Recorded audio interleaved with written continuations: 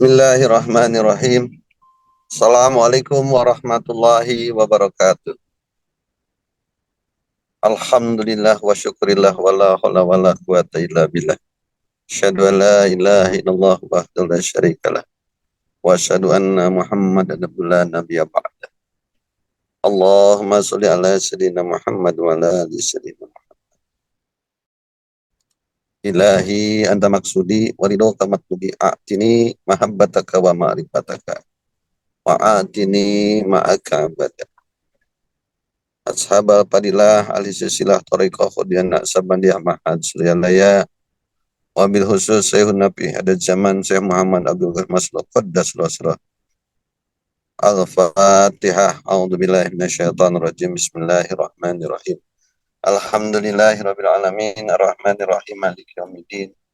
Iyyaka na'budu wa iyyaka nasta'in ihdinas siratal mustaqim. Siratal ladzina an'amta 'alaihim ghairil maghdubi 'alaihim waladdallin. Yang saya hormati, yang saya muliakan, Al-Mukarramun, para wakil talkin, para kiai ajengan, asatidjah, yang ikhwan ahwat, para pecinta kesucian jiwa, wabil khusus, penggagas, organizer, MOS, Manaqib Online Sedunia, yang dimanapun berada, baik yang ada di Hong Kong, di Amerika, di Indonesia, dan semua tidak saya sebut satu persatu, dengan karamah, keberkahan Guru Agung kita, Pangersa Baos, semoga kita semua mendapatkan keberkahan untuk disehatkan seluruhnya, dimudahkan seluruh urusannya, dilancarkan semua usahanya, dikabul dan ijabah semua hajat-hajatnya. Al-Fatihah. A'udzubillahi minasyaitonirrajim. Bismillahirrahmanirrahim. Alhamdulillahirabbil alamin arrahmanirrahim maliki yaumiddin. Iyyaka na'budu wa iyyaka nasta'in ihdinas siratal mustaqim. Shiratal ladzina an'amta 'alaihim ghairil maghdubi 'alaihim waladdallin. Mohon izin ini saya sambil di jalan karena memang ya sebagian mana Teh Susi paham sebenarnya pengsahabat kan memang sangat sibuk. Ya, karena semua sudah terlanjur saya untuk menyanggupi ya gak apa-apa ya sambil di jalan ini. Atau mungkin nanti bisa saja saya tutup kamera aja supaya lebih fokus. Dalam kesempatan ini saya akan coba membahas atau mengambil hal yang ringan saja, yang sering kita ucapkan dan sering kita doakan, yaitu tentang berkah dan tabaruk. Apa sih ya sebutnya berkah itu? Apa sih sebut tabaruk? Nah, kata ini sering kita omongkan, sering kita ucapkan sebagai doa bahkan. Ya. Semoga berkah semuanya, selamanya, segalanya misalnya.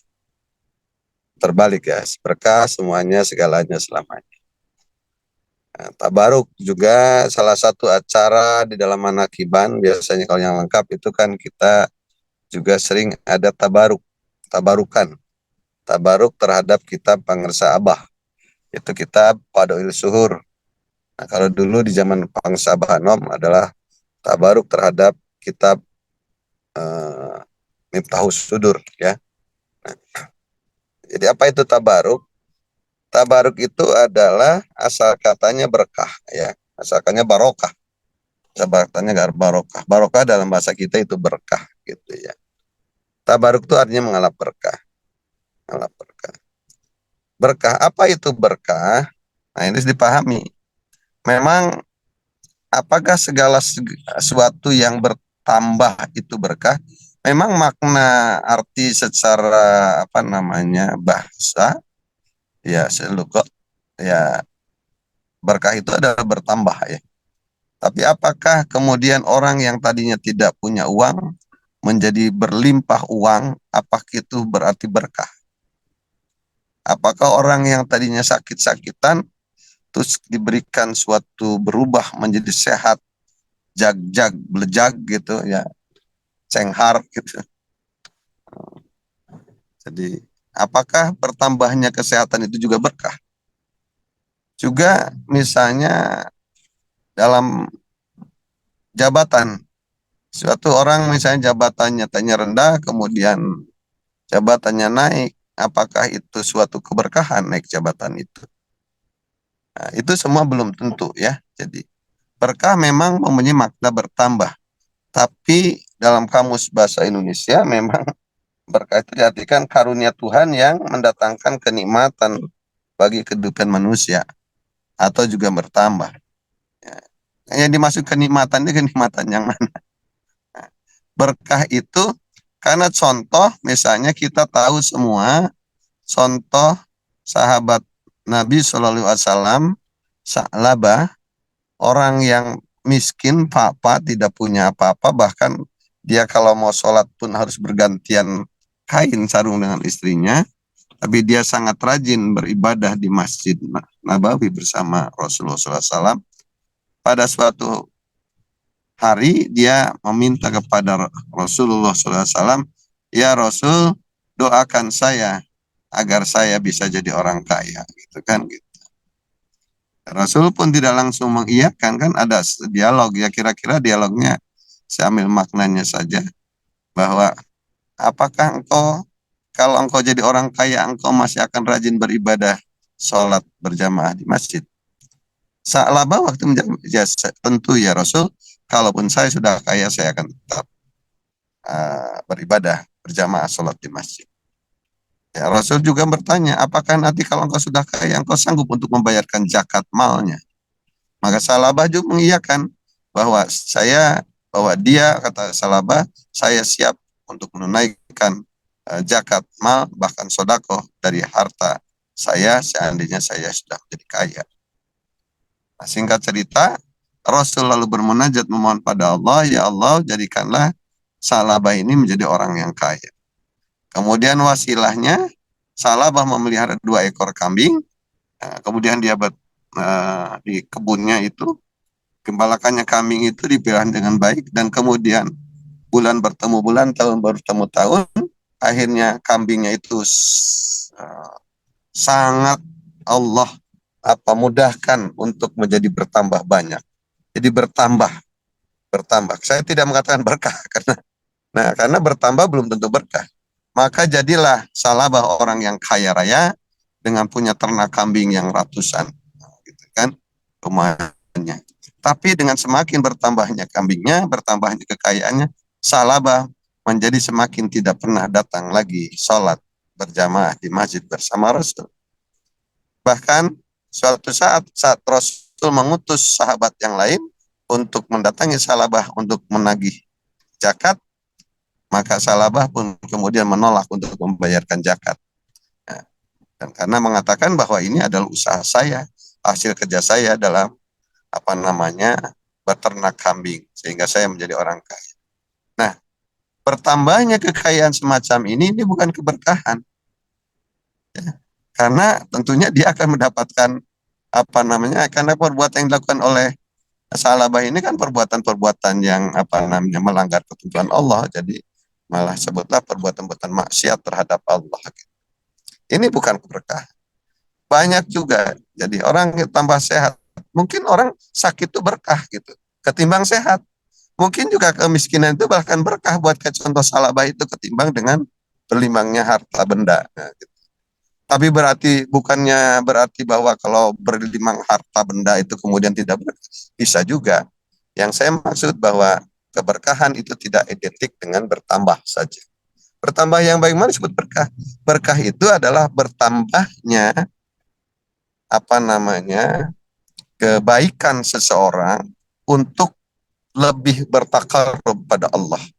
Jadi kebaikan bertambahnya, kecondongan bertambahnya kebaikan seseorang, bertambahnya keimanan seseorang, bertambahnya ketakwaan seseorang untuk lebih mendekatkan diri pada Allah Subhanahu wa taala. Itulah berkah. Jadi kalau diberikan tambahan kekayaan, dengan tambahnya kekayaan itu menambah dia lebih dekat untuk berdekat pada Allah, dia lebih banyak bersedekah, dia lebih banyak untuk misalnya membangun sarana-sarana ibadah, dia lebih banyak untuk membantu menolong, mengentaskan fakir miskin, nah itulah ada bertambahnya kekayaan yang membawa keberkahan. Demikian pun kalau kita diberikan kesehatan, dengan makin sehat maka kita rajin manakib, itu kan, maka kesehatan ini adalah yang membawa keberkahan.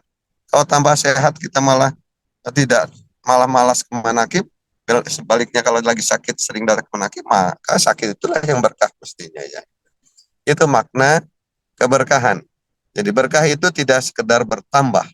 Tidak berarti, jangan dimaknai berkah itu bertambahnya suatu materi. Bertambah menjadi kaya, bertambah menjadi sehat, bertambah menjadi jabatannya naik, bertambah dari sisi duniawi. Tapi yang dimaksud adalah apapun pertambahan duniawi itu yang membawa kebaikan untuk makin dekat kepada Allah Subhanahu wa taala. Itulah berkah. Nah, tabaruk, tabaruk itu adalah ngalap berkah bahasa kitanya. Ngalap berkah itu artinya kita ngambil barokahnya.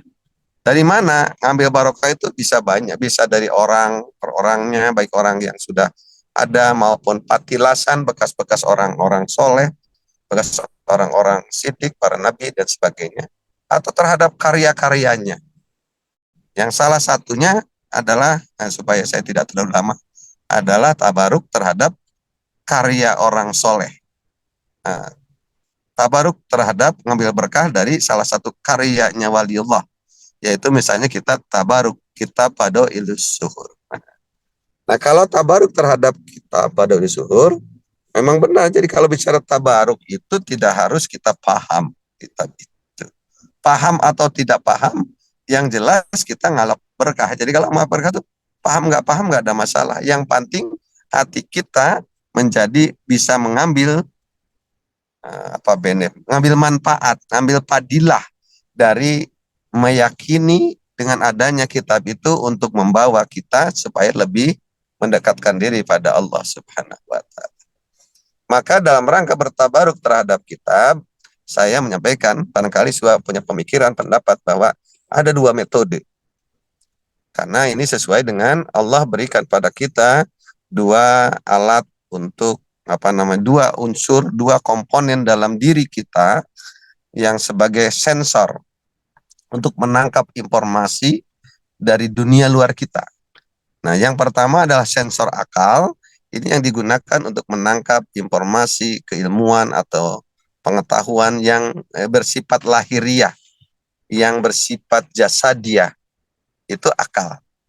Dan yang kedua, Allah memberikan sensor kolbu gitu ya, yaitu sebagai alat untuk menangkap, sebagai pemancar, penangkap informasi terkait hal-hal yang sifat batiniah gitu kan. Dua-duanya harus digunakan seimbang. Nah, yang pertama, kalau kita menggunakan sensor batiniah, kolbu yang kita gunakan dalam bertabaruk, yang penting bahwa kita yakin bahwa kita pangersa Abah itu membawa kebaikan gitu ya. Dan kita yakin Abahnya itu baik, apalagi karyanya gitu kan.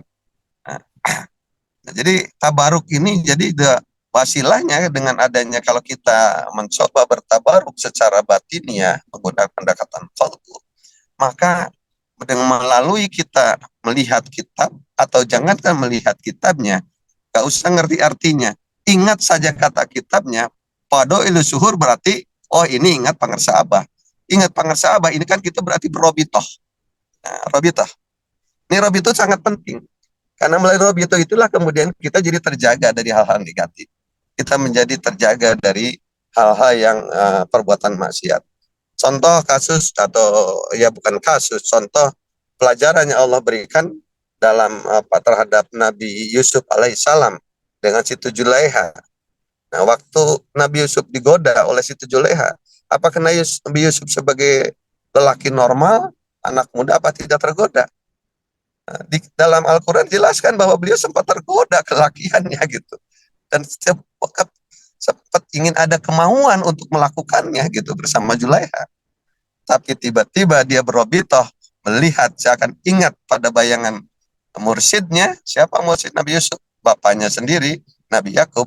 Dia kebayang melihat ada Nabi Yakub sedang di depan pintu rumahnya dan sedang berjari, maka kemudian dia batal. dan kemudian dia sadar, dan kemudian dia bergegas kembali untuk keluar. Itu perlunya. Itu karena bertabaruk. Tabaruk ini adalah karena robito, sehingga dia kemudian terjaga, lebih bisa lebih dekat pada Allah Subhanahu wa taala. Nah, yang kedua, bertabaruk kitab ini adalah menggunakan sensor akli. Nah, kalau ini harus menggunakan kajian. Nah, ini yang sering dibahas. Ini yang sering kita lakukan. Tabaruk yang kita lakukan adalah dengan penggunaan akal. Sehingga kita bahas satu persatu. Misalnya sekarang bulan Jumadil Saniyah. Jumadil Saniyah itu ada misalnya 11 huruf. 11 huruf itu melidal, apa jimnya itu ja itu apa maknanya? Pangsabah mengartikan datang, datang itu terkait dengan kedatangan ajal dan seterusnya lah dikaji. Nah, pengkajian semacam ini tabaruk dengan kita memahami isi itu yang sangat luar biasa. Dan saya sepintas melihat bahwa semua arti kata-kata yang huruf, makna huruf-huruf yang Pangersabah menjadikan kalimah-kalimah, jadi kata-kata di dalam penterjemahannya, itu semuanya adalah kembali pada zikir. Semuanya kembali pada zikir.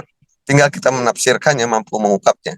Beberapa pengesabah sudah menulis secara terlek, oh ini adalah maknanya adalah la ilaha illallah, zikir jahar.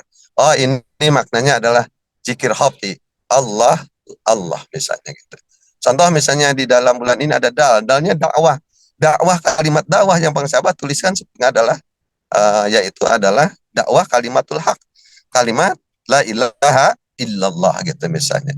Jadi luar biasa. Dengan memaknai ini kita makin yakin, maka kita makin paham, makin sering banyak zikir, maka makin dekat pada Allah Subhanahu wa taala. Makin itu. Nah, ada juga beberapa yang harus kita tafsirkan. Misalnya ja ini Pangersabah belum menuliskan bahwa secara otomatis bahwa jim ini apalah ke zikir la ilaha illallah atau zikir khafi. Nah, gitu. Atau dua-duanya. Nah, dalam penulisan Pangersabah, kalau saya maknain ini jim itu ja'a ini ada dua. Ja'a yang terkaitan dengan ajal. Nah, kalau ja'a dengan kaitan kedatang atau tibanya ajal, itu adalah kaitannya ada dengan zikir la ilaha illallah. Karena kata Pangersabah, barang siapa yang sudah ditanamkan la ilaha illallah, ini adalah sebagai pohon anti gempa ya gitu kan. Gempa itu artinya dia akan selamat dari apa namanya guncangan gempa sakaratul maut. Yang kedua, jim di macaannya datang itu datang dalam rangka menghadap Allah.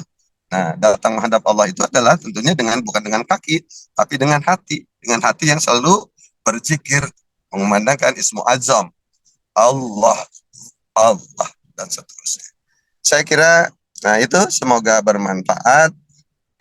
Sudah cukup lama, udah 20 menit lebih saya kira. Dengan memohon keberkahan dan dari karomah Pangersabah, semoga kita semua dibisahkan, dimampukan untuk selalu mengamalkan, mengamankan dan melestarikan thariqah Qadiyah Naqsabandiyah. Mahan sujalaya al-Fatihah. A'udzubillahi minasyaitonir rajim. Bismillahirrahmanirrahim. Alhamdulillahirabbil alamin arrahmanir rahim maliki yaumiddin. Iyyaka na'budu wa iyyaka nasta'in ihdinas siratal mustaqim. Siratal ladzina an'amta 'alaihim ghairil maghdubi 'alaihim waladdallin. Assalamualaikum warahmatullahi wabarakatuh.